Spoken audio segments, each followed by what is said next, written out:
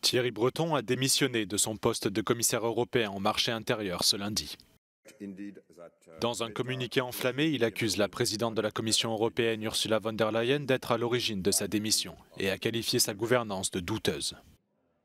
Cette décision intervient alors que les négociations se poursuivent pour la composition du prochain collège des commissaires européens. Thierry Breton était jusqu'à présent candidat à sa propre succession, mais il affirme qu'Ursula von der Leyen a demandé à Paris de proposer un autre nom pour le prochain mandat, pour des raisons personnelles et sans l'en avoir informé. D'après Thierry Breton, Ursula von der Leyen aurait promis un portefeuille européen plus important à la France dans la prochaine commission si un autre candidat était nommé. Il a annoncé sa démission avec effet immédiat lundi matin sur le réseau social X. La Commission européenne n'a pas fait de commentaires pour l'instant. Suite à cette annonce, Emmanuel Macron a proposé le nom de Stéphane Séjourné, l'actuel ministre des Affaires étrangères, pour remplacer Thierry Breton dans le prochain collège des commissaires européens.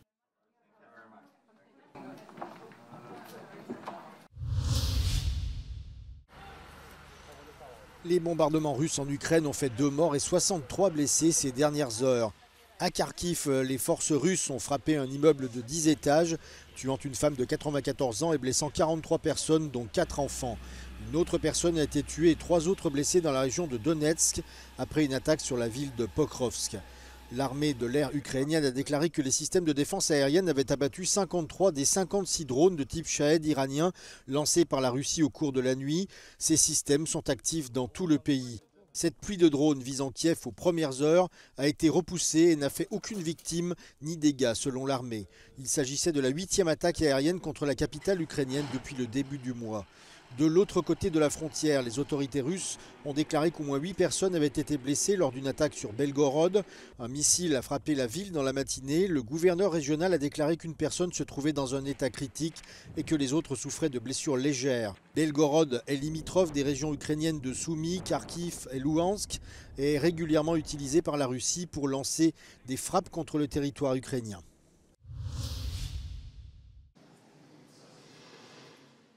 Berlin et Tachkent concluent un accord pour faciliter l'entrée en Allemagne de travailleurs qualifiés ouzbeks. Le texte concerne en particulier des travailleurs du secteur de la santé. L'accord entre les deux pays doit accélérer et simplifier également le rapatriement d'Ouzbeks résidant en Allemagne. Le texte a été signé le jour où l'Allemagne a rétabli le contrôle à toutes ses frontières, avec pour objectif de lutter contre l'immigration illégale. L'accord pour faciliter l'entrée en Allemagne de travailleurs ouzbeks a été signé lors de la première étape du voyage du chancelier allemand en Asie centrale. Olaf Scholz plaide pour un renforcement du partenariat énergétique entre l'Allemagne et l'Asie centrale. Olaf Scholz est attendu au Kazakhstan, où les entretiens seront en partie consacrés aux importations d'hydrocarbures et aux sanctions contre la Russie.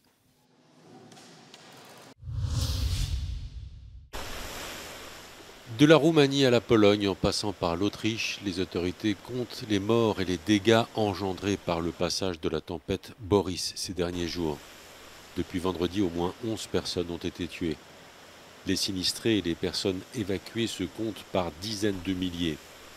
Des centaines d'agglomérations sont privées d'électricité et parfois d'eau courante. Des routes et des lignes de chemin de fer sont coupées. En République tchèque, les autorités ont déclaré l'état d'urgence inondation dans une centaine de localités et les services de secours ont évacué de nombreuses villes. En Pologne, plusieurs villes sont coupées du monde et des hélicoptères font des rotations pour venir en aide aux sinistrés. En Autriche, une douzaine de digues ont rompu et autant de communes sont encore coupées du monde. À Vienne, un affluent du Danube est sorti de son lit. Des dizaines d'habitations sont inondées. La Slovaquie et la Hongrie se préparent à être touchées par le système de basse pression et les pluies diluviennes qui l'accompagnent. La Hongrie a déployé des centaines de soldats dans le nord-ouest du pays. Le Danube devrait atteindre des niveaux records dans les jours à venir.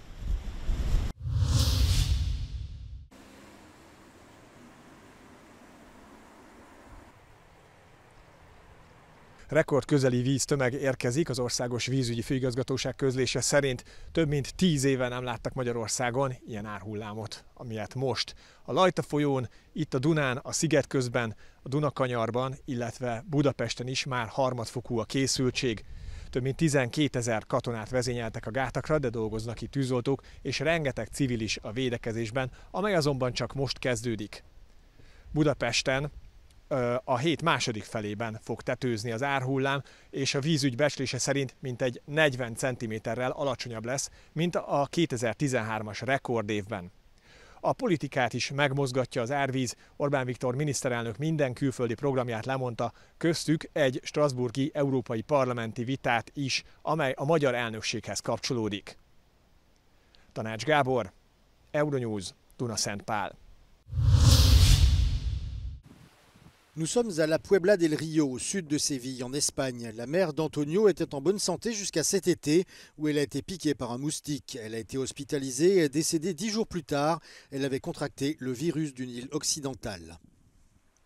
Fuerte dolor de cabeza, vómitos, empezó a desvariar, a decir cosas con poca congruencia, ¿no? El día que pasaba, pues día más complicado que se hacía porque se iban multiplicando los síntomas, ¿no? La maladie n'est pas nouvelle, elle n'est mortelle que dans 1% des cas. Jordi Figuerola le sait bien, lui qui étudie depuis des années la relation entre le virus et le moustique au Conseil supérieur de la recherche scientifique en Espagne. La picadura, o sea, la infección por el virus West Nile en el 80% de los casos es asintomático. A pesar de esto, hay un pequeño número de infecciones graves que se dan en personas jóvenes y sin patologías previas y todavía no sabemos las razones por las cuales en algunas personas la enfermedad cursa prácticamente sin síntomas y en otros produce casos más graves. Aujourd'hui, le virus du Nil occidental est endémique dans plusieurs pays d'Europe et son aire de répartition est en progression constante. Son activité est particulièrement marquée dans les pays d'Europe du Sud, comme la Grèce, l'Italie et bien sûr l'Espagne, 3 pays où il a déjà fait des dizaines de victimes. De las 7 muertes que han tenido lugar en Andalucía, al sur de España, vinculadas al virus del Nilo, muchas han tenido lugar cerca de este río, el río Guadalquivir, en localidades como la Puebla del Río, en Sevilla. La Puebla del Río, jusqu'à présent, le moustique n'était qu'un visiteur gênant qui arrivait avec la chaleur chaque été, mais où il est maintenant devenu une plaie et une véritable menace pour n'importe quel habitant. Aquí en el pueblo, a las 8:30 en casa, el repelente, los enchufes en la vivienda, telas metálicas, en fin, esta es el día a día de aquí de nosotros. Les habitants ont donc créé leur propre plateforme et réclament aux autorités des mesures plus strictes contre le virus et surtout un vaccin. Ce vaccin est recherché ici dans ce laboratoire à Barcelone qui bénéficie d'un financement de plus de 5 millions d'euros de la part de l'Union européenne. Lo que nosotros buscamos con la vacuna es que sea altamente eficaz previniendo frente al desarrollo sobre todo de la enfermedad, pero también de la infección. Buscamos que sea una vacuna que cubra la diversidad del virus. Este es un virus que circula en todo el mundo y que además se han aislado 9 linajes distintos de este virus. Y por último, lo que queremos también es que funcione sobre todo en aquellas personas con un mayor riesgo de desarrollar la enfermedad severa. Estamos hablando de personas mayores y estamos hablando de personas que tienen un sistema inmunitario algo comprometido. Et si tout se passe bien, le développement d'un vaccin capable de lutter contre tous les variants du virus du Nil occidental pourrait prendre entre 3 et 8 ans. Shogun a été élue meilleure série dramatique aux Emmy Awards, une première pour un feuilleton non anglophone. Ce drame historique américano-japonais a obtenu un record de 18 Emmy Awards pour une saison. L'acteur principal de la série a remporté le prix du meilleur acteur d'une série dramatique. It was an East meets West dream project with respect. And Shogun taught me that people work together, we can make miracles. Lisa Colón-Zayas de la série The Bear est devenue la première latina à gagner un prix dans la catégorie du prix de la meilleure actrice dans un second rôle. Elle a appelé à voter aux prochaines élections présidentielles. And to all the Latinas who are looking at me, keep believing and vote. Vote for your rights. Les séries Hacks, The Bear et Mon Petit Renne ont également été récompensées.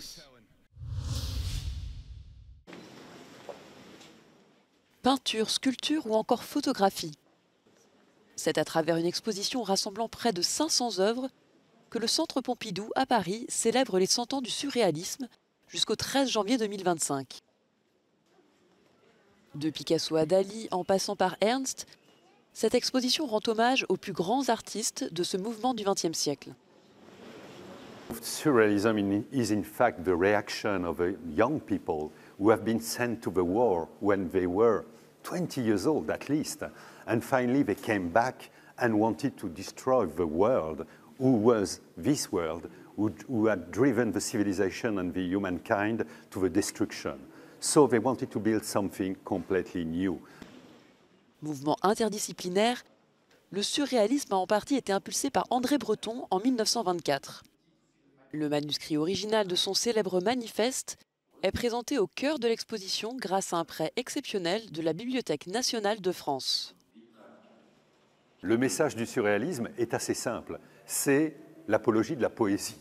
Et la poésie, qu'est-ce que c'est? C'est un mélange de rationalité, de pensée et en même temps d'imagination, de délire. Et c'est cette équation-là, très simple, que le surréalisme a toujours répétée. Conçu à la façon d'un labyrinthe, le parcours qui se veut à la fois chronologique et thématique est rythmé par 14 chapitres évoquant les figures littéraires ayant inspiré le mouvement et les principes poétiques qui structurent son imaginaire.